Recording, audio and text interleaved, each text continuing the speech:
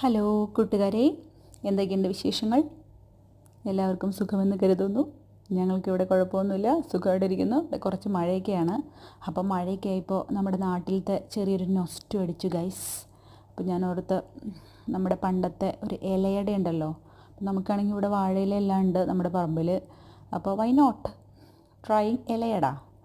അപ്പോൾ ഞാനൊരു ഇലയട ഉണ്ടാക്കി. അതിൻ്റെ ഒരു ഷോർട്സാണ് ഇപ്പോൾ നിങ്ങൾ കണ്ടുകൊണ്ടിരിക്കുന്നത്. ഞാൻ അത്രയും പെർഫെക്റ്റായിട്ട് ഉണ്ടാക്കാനൊന്നും എനിക്കറിയില്ല, പക്ഷെ എനിക്ക് പറ്റുന്ന രീതിയിൽ ഞാൻ ചെയ്തു.